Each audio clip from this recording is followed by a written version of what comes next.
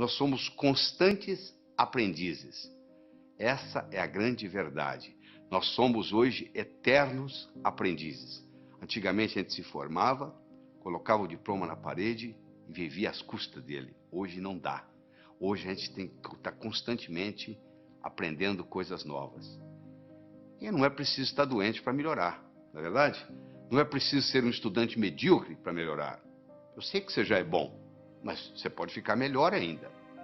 Ficar melhor para quê? Porque à medida que você vai enfrentando os problemas da vida, se você tem problemas e você tem uma capacidade cognitiva de resolver os problemas, na realidade você não tem problemas. Você está apenas vivendo, porque a vida é ter problemas. É só o pessoal que mora no cemitério que não tem problemas. Porque viver é resolver problemas. À medida que eu vou aumentando a minha habilidade de resolver problemas, à medida que eu vou melhorando a minha capacidade cognitiva, aquilo que era problema deixa de ser problema, porque eu já tenho a solução. O Frederick Heisroth, do MIT, escreveu na revista Spectrum que se você analisar os atributos das decisões profissionais até o ano 2030, o que vai ser importante para um profissional saber, ele determinou que mais de 85% vai depender da intuição e da percepção. Agora eu pergunto para você, qual foi a última aula que você teve de intuição? Ou qual foi o último ensinamento que você teve de percepção? As duas características mais importantes, determinadas por Frederick Heisroth, do MIT, sobre o que vai depender o nosso sucesso profissional, isso não é nem ensinado nas escolas. Quer dizer, se não é nem ensinado nas escolas, onde que as pessoas vão aprender? Se você perguntar para qualquer jovem, você gosta de estudar? Não sei. Você gosta de aprender? Ah, de aprender eu gosto. Todo mundo gosta de aprender, não é verdade? O cérebro foi feito para aprender. Então, nós estamos sempre num processo de aprendizado. Agora, tem uma coisa interessante. Tudo aquilo que eu aprendo com os dois lados do cérebro fica comigo para o resto da vida. Se eu aprendo a andar de bicicleta, mesmo que eu passe 20 anos sem andar, se eu subir numa bicicleta, eu ando. Se eu aprender a nadar quando criança e passar, sei lá, 30 anos sem entrar na água, se eu entrar na água, eu nado. Por quê? Porque eu aprendi com os dois lados do cérebro. Infelizmente, aquilo que a gente aprende na escola, se você fizesse hoje uma prova, a última prova que você fez como estudante na sua vida, se você repetisse essa prova hoje, você não ia tirar nem metade da nota que você tirou naquela época, não é verdade? A maioria que você aprendeu, você esqueceu. Você esqueceu por quê? Porque você aprendeu só um lado do cérebro. Em pedagogia, existe uma parte da pedagogia chamada heurística. Heurística é o método educacional que consiste em fazer descobrir pelo aluno o que se lhe quer ensinar. Ou seja, o próprio aluno vai descobrindo o processo e quando você descobre aquilo, meu amigo, acabou, ninguém tira aquilo de você mais. Eu digo para o aluno o seguinte, se você entender claramente o que o professor está ensinando na aula, você não precisa estudar em casa. Você já tem o material pronto. Como que eu vou, o que eu tenho que fazer? Eu vou anotar palavras? Eu vou anotar números? Não. Você não vai anotar nem palavras, nem números. Você vai anotar ideias. Então você tem que colocar um disco quebrado na sua cabeça quando você está assistindo a aula. E o dia esse disco quebrado só diz uma coisa. O que ele ou ela quer que eu aprenda desse assunto? O que ele ou ela, professor, professora, quer que eu aprenda desse assunto? Esse disco quebrado vai ficar rodando durante todo o período da aula que você está assistindo. E você vai anotar não mais palavras ou números. Você vai passar a adotar ideias. Esse aqui é o grande segredo. Quando nós somos crianças, nós não temos nenhum medo de errar. Eu estou cansado de ver casais que vão com os filhos passar 1, 2, 3 anos fora, vão para os Estados Unidos, por exemplo. As crianças voltam falando inglês e o pai e a mãe não voltam falando inglês tão bem quanto as crianças. Porque o pai e a mãe ficam naquele negócio. Bom, quando eu estiver falando bem, aí eu vou falar. Só que para falar bem tem que praticar. Como a criança não tem essa dificuldade, ela não tem esse problema, o que acontece? Ela fala. Porque o erro é parte integrante do processo de aprendizado. O erro, quando bem interpretado, é altamente pedagógico. Quando tudo dá certo, você não aprende nada. Agora, quando dá errado, você pode aprender com erro. Então, a primeira sugestão que eu tenho para você, erre, porque é errando que se aprende. Se você fica com muito medo de errar, o que acontece? Você não aprende nada. Existem pessoas que se fecham totalmente. Elas acham que já passou o tempo de escola, que agora não precisa aprender mais nada, que o que ela aprendeu é o suficiente para o resto da vida, o que não é verdade. Como o conhecimento dobra a cada 12 meses, aquilo que você aprendeu provavelmente vai servir muito pouco, porque muita coisa vai modificar. O mundo hoje não é mais de quem sabe. O mundo hoje é de quem aprende. Porque quem sabe pode saber coisas que são obsoletas, que não servem mais. Muitas vezes o que atrapalha a gente não é o que a gente não sabe, é o que a gente sabe e que não funciona mais. No cérebro está armazenada a nossa inteligência, que nos diferencia dos outros animais. O que é inteligência? Eu estou perguntando para você agora. O que você acha que é inteligência? Qual seria a sua definição de inteligência? Deixa eu lhe dar uma definição de trabalho. Inteligência é a habilidade em fazer distinções, fazendo visível o invisível e com isso podendo intervir. Se alguém estiver envenenando a minha água com arsênico e eu não sei, eu vou continuar tomando a água e posso morrer envenenado. Eu só vou parar de tomar a água se eu estiver consciente de que eu estou sendo envenenado. Ou seja, na hora que eu fiz a distinção que eu estava sendo envenenado, que eu parei de beber água. Aquele que pode ver o invisível pode fazer o impossível. O que eu quero dizer com isso? Se eu consigo ver algo que você não consegue, eu consigo fazer algo que você não consegue. No processo de aprender, tem 3 modos básicos. Ou a gente aprende olhando, ou a gente aprende escutando, ou a gente aprende fazendo. Nem todo mundo aprende do mesmo modo. Tem pessoas que são visuais. Bate o olho, está resolvido. Tem pessoas que são auditivas, só precisa escutar. E tem pessoas que precisam fazer. Então você pergunta assim, tomar nota em sala de aula é bom ou ruim? Eu falo, depende do seu tipo de aprender. Se você é o tipo sinestésico de aprender, tomar nota em sala de aula vai te fazer uma diferença enorme, porque você tem que estar anotando. Agora, se você é do tipo visual ou do tipo auditivo, já não faz muita diferença. Olha que interessante. Às vezes uma família tem uma criança, um filho, todo mundo na família sabe que aquela criança é super inteligente. E a criança não se dá bem na escola. E vem reclamações, etc. e tal. E aí eles acham que essa criança tem o que se chama de learning disability. Ou seja, tem uma dificuldade de aprendizagem. Só que essa criança, muitas vezes, ela é sinestésica. E o sistema ensinado na escola, em geral, é audiovisual. O professor, a professora, o que fala, escreve lá no quadro. E essa criança é inquieta, porque ela tem que fazer, ela é sinestésica. E ela não aprende. Não é porque ela não tem a capacidade de aprender, é porque o sistema de ensino não está apropriado a ela. Não é uma learning disability, é sim uma teaching disability. Esses que não estão sabendo ensinar. Todos os estudos feitos até agora, em todos os países onde foi feito, não existe nenhuma correlação entre a nota que se tira na escola e o sucesso que se tem na vida. Em outras palavras, eu posso ter um estudante medíocre, que vai ser um grande empresário, ou eu posso ter um CDF, que não vai dar nada na vida. Não existe nenhuma correlação. É importante você pensar isso. Por que não existe uma correlação? O Dr. Heath fez isso nos Estados Unidos e provou que não havia nenhuma correlação, e outros repetiram esses estudos no mundo todo. Por que não existe? Porque talvez a escola esteja ensinando coisas que não têm muita aplicabilidade. Eu digo sempre o seguinte, às vezes o que cai na prova não cai na vida. Quer dizer, você estuda aquilo de uma forma para passar, fazer na prova, e depois não tem nenhuma aplicabilidade na vida. O homem não constrói fora de si nada que não tenha dentro de si. Se eu não tiver um conhecimento pragmático para executar, às vezes o conhecimento que eu tenho ele é abstrato, ele é um conhecimento do pescoço para cima, ele não tem muito impacto na minha vida. Tem muita gente querendo ganhar dinheiro, sabe ganhar dinheiro, mas não surge a oportunidade. Então o nosso desempenho, ele vai depender da nossa motivação, ele vai depender da nossa competência, ele vai depender da nossa oportunidade. Então você, para ser um bom estudante, você tem que estar motivado. Só motivado não adianta. Tem muita gente motivada, mas desmotiva logo porque não tem a estratégia, não tem a competência de desenvolver o processo. Então, não tem um modelo. Então, deixa eu falar para você de modelo. Imagine que eu desse para você de presente agora uma pérola. Você não ia ficar segurando essa pérola na mão, você ia colocá-la no bolso, não é verdade? Daqui uma semana eu me encontro com você pela segunda vez e lhe dou uma segunda pérola. De novo, você coloca ela no bolso.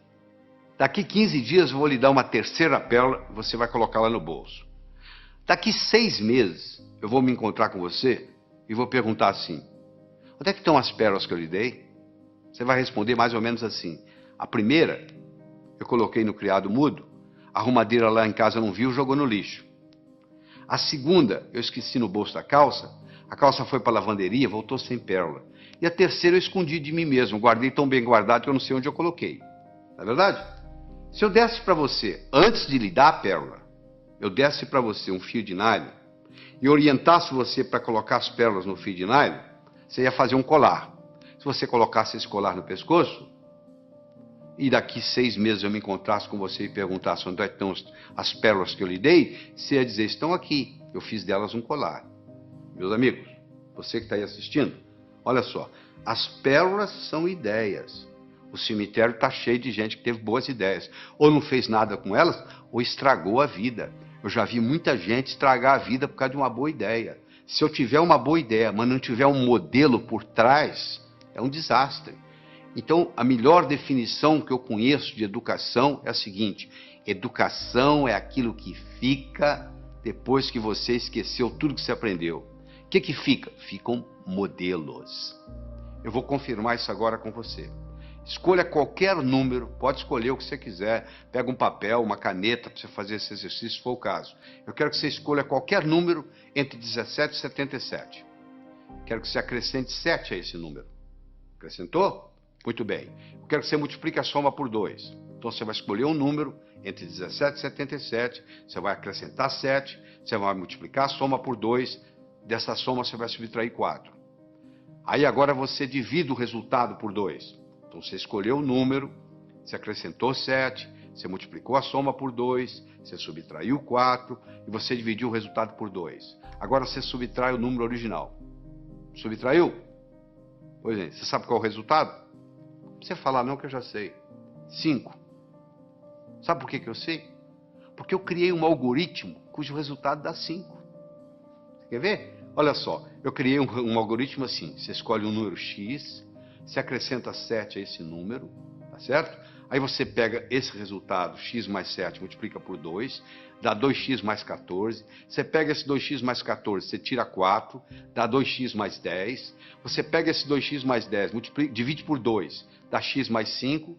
Você tira o número original, que é x, o que sobra? 5. Não é mágica, não, isso é tecnologia. O resultado vai dar 5, não tem nenhuma dúvida. Então eu criei um algoritmo cujo resultado é 5. Do mesmo modo que eu posso criar um algoritmo para ter sucesso profissional, e o resultado vai ser sucesso. Então quando eu tenho um algoritmo, quando eu tenho um programa testado, e eu coloco aquilo na minha estrutura psicológica, o resultado é muito simples. Inteligência é coisa que se aprende, é coisa que se adquire. Só 15% da nossa inteligência é herdada. 85% é adquirida. Em qualquer fase, em qualquer idade, em qualquer profissão, nós podemos melhorar a nossa inteligência. Vamos imaginar que você gosta de futebol, tá? Que você está domingo à tarde assistindo uma partida de futebol. E o seu time fizeram um pênalti contra o seu time e o atacante principal do seu time vai bater o pênalti. E ele bate o pênalti, só que a bola pega na trave. Se você observar esse atacante, nos próximos 10 minutos, ele joga mal. Por que ele joga mal? Porque ele fica ruminando aquilo. Poxa, eu perdi uma oportunidade de fazer meu time ganhar. Poxa, perdi o pênalti. Então, até ele se recuperar daquilo, leva um tempo. Imagina você está fazendo uma prova de 80 perguntas. Você tem 4 horas para terminar a prova. Você encara o primeiro problema. Você fica 7, 8 minutos no problema e não consegue resolver. Sabe como é que a sua autoestima faz? Vai lá no pé. Pronto, a sua autoconfiança acabou. O resto da prova você já não tem o mesmo desempenho mental. Olha que interessante. Para fazer prova existe estratégia. Você quer estratégia? Você lembra quando você era criança, você jogava vareta? Soltava as varetas na mesa? Qual que você pegava primeiro? A mais fácil. E depois? A mais fácil. E depois? A mais fácil. Você não ia buscando a mais fácil? Então, na prova é a mesma coisa. Você tem que pegar a prova e dividir ela em questões A, B e C. A são aquelas perguntas que você sabe responder. B são aquelas que você sabe responder, mas que vai dar um pouco de trabalho. E C são aquelas que você não sabe se vai responder. Você responde às A's, marca as B's e pula as C's. Se você, aí quando você terminar as A's, você já fez bastante ponto, a sua autoestima já está elevada, você vai e resolve as B's. Se sobrar tempo, você vai encarar as C's. E se não der, você então entra com a estratégia de chutar. Você entendeu? Mas quando é uma estratégia simples, é a estratégia de jogar vareta. Mas uma pessoa que não tem essa estratégia simples na cabeça, ela encara uma prova, um concurso, ela pensa que tem que responder na ordem, 1, 2, 3, 4, 5, 6. Por azar, ela pega uma pergunta que é difícil para ela, que ela não sabe a resposta, e ela perde ali 6, 7, 8 minutos e sai dali desanimada, já a autoestima já lá embaixo. Olha o impacto que tem. Uma explicação simples dessa, olha a contribuição que faz para você, olha a diferença que isso faz.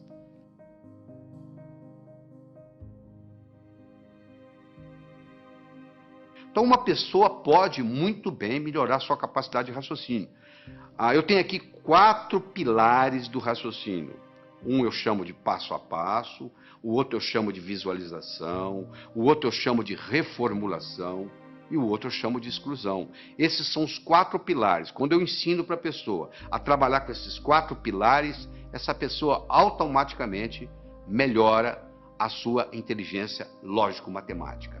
Então vamos fazer o seguinte, vamos começar com passo a passo. Eu tenho as seguintes cores. Eu gosto do laranja mais do que eu gosto do vermelho. Eu gosto do verde menos do que eu gosto do azul.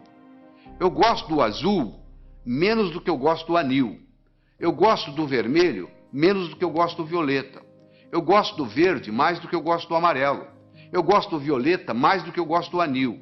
E eu gosto do laranja menos do que eu gosto do amarelo. Qual é a minha cor favorita? Olha que eu tenho aqui só 7 cores. Imagine se eu tivesse 70 e fizesse esse raciocínio. Olha onde que você chegaria. Você pode começar a trabalhar nisso aí, se você vai ficar, tem gente que leva meia hora, 1 hora e não consegue chegar à conclusão, porque não pegou o modelo ainda. Eu vou lhe ensinar o modelo, você vai resolver isso em 10 segundos. Porque é muito simples, olha como é que o modelo é simples. A primeira está escrita assim, eu gosto do laranja mais do que do vermelho. Então laranja passa a ser a minha cor favorita. Eu vou procurar onde é que tem laranja. Vai lá no 7 tem laranja. Lá está dizendo que eu gosto mais do amarelo do que do laranja. O amarelo passa a ser a minha cor favorita. Eu vou procurar onde tem amarelo. Eu vou lá no 5, tem amarelo. Eu gosto do verde mais do que do amarelo. O verde passou a ser a minha cor favorita. Vai lá no 2, onde está o verde. Olha lá. Eu gosto do verde menos do que do azul. O azul passou a ser a minha cor favorita. Eu vou onde tem azul. Eu vou lá no 3, tem azul. Eu gosto do azul menos do que eu gosto do anil. Anil passou a ser a minha cor favorita. Eu vou lá no 6, olha lá. Eu gosto de violeta mais do que eu gosto de anil. Violeta passou a ser a minha cor favorita. Eu vou lá no 4, onde tem violeta, e confirmo. O violeta gosto mais do que o vermelho. Com a conclusão que eu cheguei, a minha cor favorita é o violeta. Olha que bacana. Na hora que eu criei esse esquema, pronto, agora ficou fácil. Eu tenho um modelo, sabe por quê? Eu aprendi a pensar passo a passo. Esse é um jeito, é aprender a pensar passo a passo. Você já deve ter aprendido o teorema de Pitágoras, né?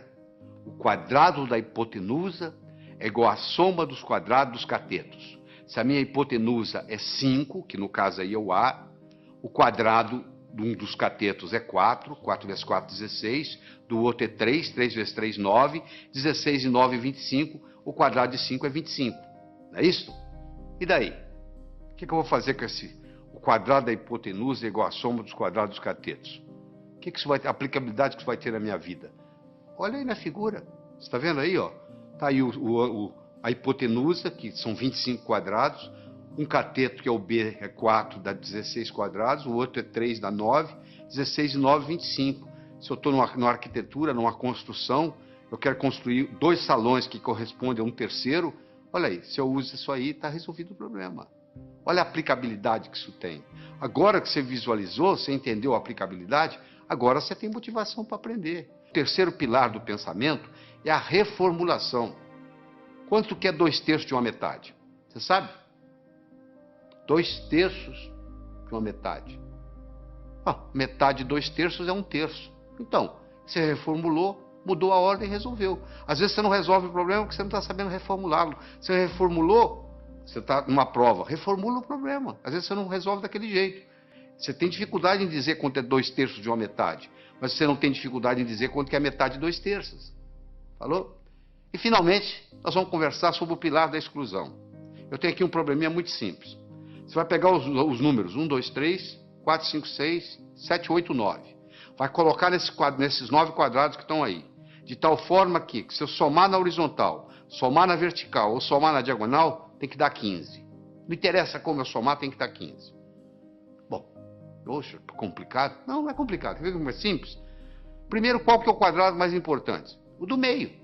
Porque ele participa da vertical, ele participa da horizontal, ele participa da diagonal. Ele é o que mais participa de tudo. Então, se eu resolver esse problema aí, eu resolvo praticamente 90% do problema. Qual o número que eu vou colocar aí? Eu não posso colocar o 1. Porque se eu colocar o 1, vai ter um lugar que vai ter 2, 1 e 2, 3, para 15, 12. Eu não tenho 12. Eu não posso colocar o 1, não posso colocar o 2, porque o 2 também vai ter um lugar que tem 1. Eu não posso colocar o 3. Por que eu não posso colocar o 3? Porque se eu colocar o 3 aí, vai ter um lugar que tem 1. 3 e 1, 4. Para 15, 11. Eu não tenho 11. Eu não posso colocar o 4, porque se eu colocar o 4 aí, vai ter um lugar que vai ter 1. São 5. Para 15, 10. Eu não tenho 10. Eu posso colocar o 9? Não. Se eu colocar o 9 aí, tem um lugar que vai ter 8. 9 e 8, 17. Já passou de 15. E se eu colocar o 7? Também não pode. 9 e 7, 16. Já passou de 15. E se eu colocar o 6? 9 e 6, 15. O que sobra para o outro? Eu não tenho 0. Então eu vou excluindo, você chega à conclusão que só tem um número para eu colocar aí, é o 5. Aí na hora que eu coloquei o 5 aí, ó, a coisa fica muito simples. Você pode fazer você mesmo aí, você vai ver aí que se você somar na horizontal, somar na vertical, somar na diagonal, o resultado dá sempre 15. Eu comecei o problema, você fala, isso eu não consigo fazer. Não consegue não. É porque você não tinha parado para pensar no processo da exclusão. Agora você tem o pilar da exclusão, da visualização, da reformulação, do passo a passo. E aí o processo vai.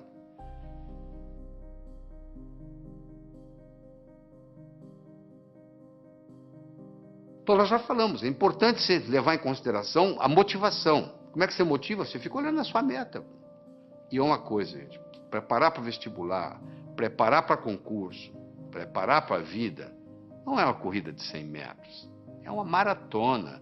Você conversa com um maratonista, a estratégia é bem diferente de correr 100 metros. Porque o maratonista, ele sabe que vai demorar a corrida. O corredor de 100 metros sabe que vai acabar logo. Eu acho que eu tenho que aprender para a vida. Eu tenho que manter isso na minha memória. E o que acontece com a maioria dos estudantes? Aprende, esquece, aprende, esquece, aprende, esquece. E diz assim, minha memória é ruim, a memória não serve para nada. Não é só a memória que é ruim, é porque você não sabe usar a sua memória. Deixa eu lhe ensinar 3 segredos. A memória gosta de movimento. Uma coisa é eu pensar num cachorro parado, outra coisa é pensar num cachorro correndo. É totalmente diferente. Aquelas memórias que você tem na sua mente, elas estão lá na forma de filmes e não na forma de slides. Se você memoriza coisa parada, você esquece. Se você memoriza em movimento, você vai se lembrar sempre. Segundo, existem estudos mostrando que o professor que trabalha com giz de 2 cores aumenta em 19% o desempenho da classe que ele está lecionando. Porque você usando mais de uma cor, você estimula outras áreas do cérebro. Se você trabalha só com preto e branco, você já está trabalhando com a área esquerda, o seu hemisfério esquerdo do cérebro. Se você trabalha com colorido, outra cor qualquer, você está trabalhando com o lado direito. Então você procura estudar com a caneta de pelo menos 2 cores. Terceiro, você tem que exagerar. Uma coisa é você pensar num cachorro, outra coisa é você pensar num cachorro do tamanho de um elefante.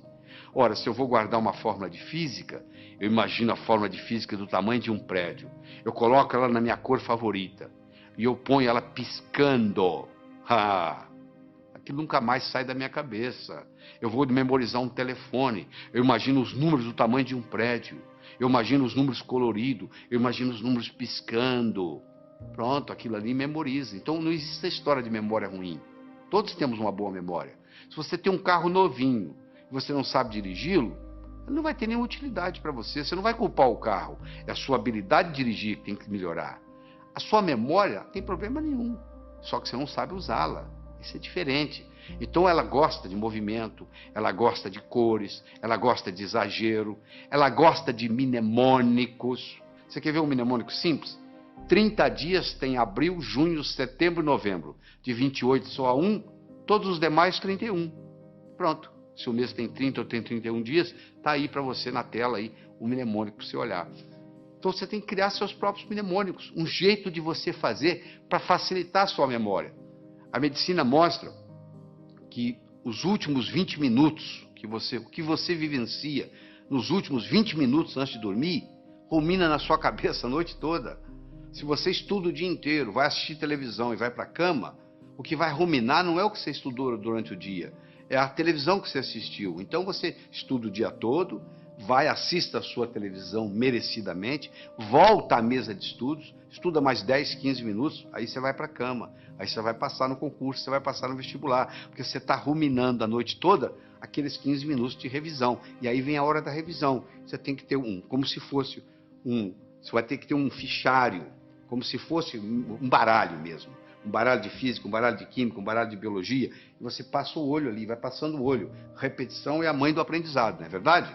Como é que você aprendeu a andar? Você levantou, caiu, levantou, caiu, levantou, caiu, até que um dia você andou. Então é muito importante você entender isso. É muito importante você colocar ritmo e rima, é muito importante você... o contexto. É fundamental o contexto. Você não tem ideia do contexto.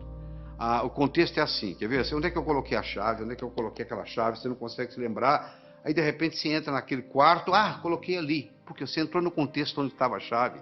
Ora, se eu estou lá na prova, eu estou tentando lembrar aquela fórmula de física, eu não consigo lembrar a fórmula de física, não consigo me lembrar, aí eu fecho os olhos, me transporto para a minha mesa de estudos, lá onde eu estudei aquela fórmula, de repente vem na cabeça. Isso é um truque espetacular para a memória. E outra coisa importante é a respiração ajudando na memorização. Nós desenvolvemos uma respiração que eu digo assim: inspire em 4, segure em 4, solte em 4. Por quê? Porque naquela posição que você fica para estudar ou para fazer prova, depois de um certo tempo, o oxigênio no seu cérebro começa a cair. E você sabe que o cérebro ele exige oxigênio e glicose para funcionar. São os dois combustíveis que o cérebro usa. Faltou oxigênio, o desempenho não é o mesmo. Faltou glicose, o desempenho não é o mesmo. Eu recomendo para as pessoas que vão fazer concurso, vão fazer vestibular, levar no bolso umas 3 ou 4 barrinhas de chocolate.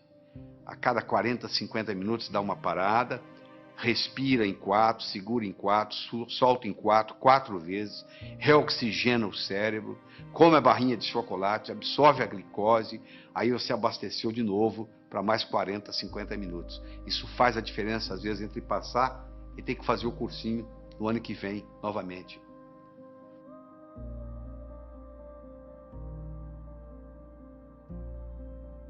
Deixa eu falar um pouquinho sobre leitura. 80% ou mais daquilo que você vai aprender na sua vida, você vai aprender através da leitura. Nós temos 3 tipos de leitura. Você faz a leitura do prazer, a leitura crítica e a leitura específica. Você vai procurar uma coisa específica e vai lá e pesquisa. O problema é que nós, brasileiros, temos uns vícios muito grandes com a leitura. Nós temos problema com a velocidade da leitura, temos problema com a compreensão e temos problema com a memorização. Essas 3 coisas estão juntas: velocidade, compreensão e memorização daquilo que lemos. Então deixa eu mostrar uma coisa. Primeiro, a gente aprende a ler palavra por palavra, não é verdade? Nós aprendemos a ler palavra por palavra e aprendemos a ler em voz alta. Aí nós começamos a ler em voz alta e os nossos pais dizem assim: não, para, você já leu bastante, lê agora em voz baixa. Só que você diminui o som, mas continua lendo com a garganta. Esse fenômeno recebe o nome de subvocalização. Só que a nossa garganta não permite falar mais do que 180, 190 palavras por minuto. Se você lê com a garganta, e a maioria lê, porque se você colocar uma pessoa lendo em silêncio e colocar um eletrodo aqui na área da laringe, você vai perceber que à medida que ela vai lendo, ela vai ativando a laringe. Se você tem esse vício de subvocalização, você está limitado a 190 palavras por minuto.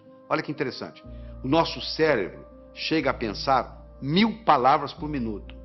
Se a nossa garganta só trabalha com 190 palavras por minuto, ou seja, se eu sou limitado a ler 190 palavras por minuto, e o meu cérebro é capaz de pensar 1000, eu passo a maior parte do tempo fazendo o quê? Divagando. Eu fico desatento. Por incrível que pareça, quando eu aumento a velocidade de leitura, eu aumento a minha capacidade de concentração. Existe um outro vício na leitura, que é o chamado de regressão. O meu olho está sempre voltando, está sempre voltando, está sempre voltando, e eu perco um tempo danado nisso. Esses processos, então, o palavra por palavra, o subvocalização, a regressão, são problemas que prejudicam intensamente a nossa velocidade de leitura. Então eu vou recomendar a você aqui, para você pegar o jeito. É como andar de bicicleta, você tem que colocar a rodinha primeiro, você vai virar o livro de cabeça para baixo, e você vai ler com as mãos, usando a mão como orientação, e ler de cabeça para baixo. Só para você pegar o jeito, você pegar a mecânica, e no pegar a mecânica que faz uma diferença. E de vez em quando existe um exercício muito interessante, se você esfregar uma mão na outra, esfregar até esquentar. Faz aí, você que está me assistindo, faz aí, vai, até esquentar. Aí você coloca em cima dos olhos, na mesma hora você descansa o globo ocular. Faz isso umas 2 ou 3 vezes, que vai fazer uma diferença enorme na sua leitura.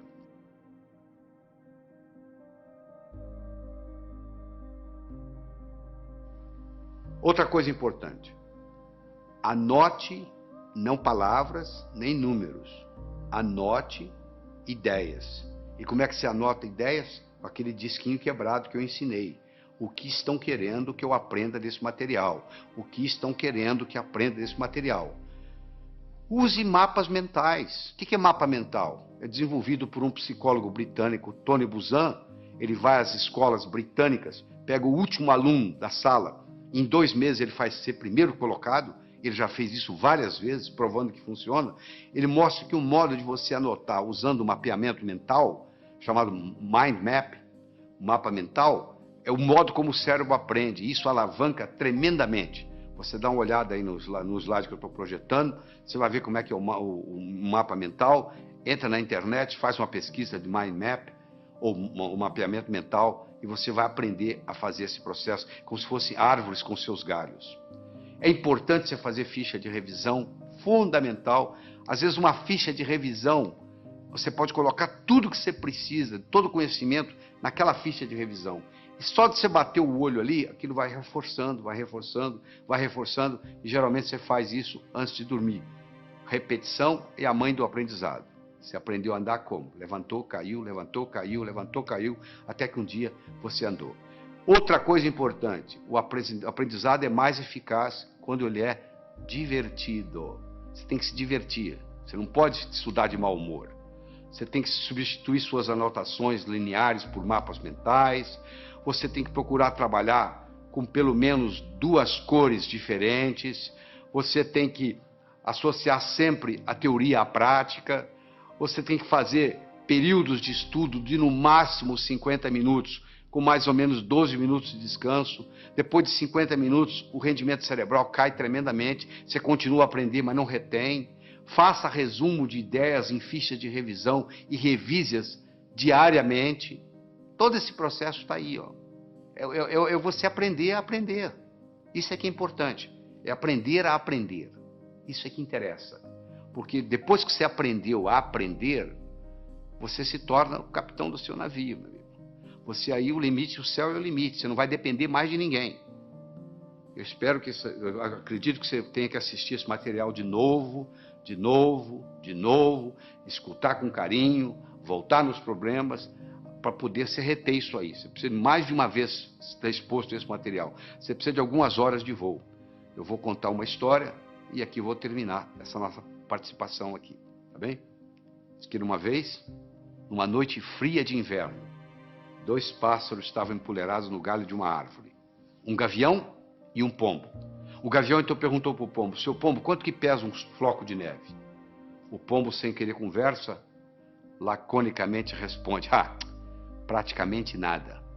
O gavião então disse: pois é, no inverno passado, numa noite como essa, nevando como agora, eu não tinha o que fazer, nem com quem conversar, eu estava empoleirado num desses galhos aqui por perto, eu comecei a contar os flocos de neve que caiu no galho onde eu estava. Quando chegou em 2.515.223, o próximo floco que caiu, o galho quebrou. Quando o gavião terminou de contar para o pombo a história, o galho onde eles estavam empoleirados também quebrou. Quem sabe esse material que você está participando, que você vai reler, reestudar, reescutar, etc, etc, etc, talvez seja o próximo floco de neve que vai quebrar o seu galho para o resto da vida. Porque hoje, no mundo do conhecimento, antigamente, na época da terra, valia quem tinha terra. Na era industrial, valia quem tinha dinheiro. Hoje a moeda mudou e muita gente não se deu conta disso. A moeda hoje se chama conhecimento. Você é rico ou você é pobre em conhecimento. Então você aprendendo a aprender, você alavanca a sua vida para poder adquirir mais conhecimento e com isso aumentar a sua riqueza.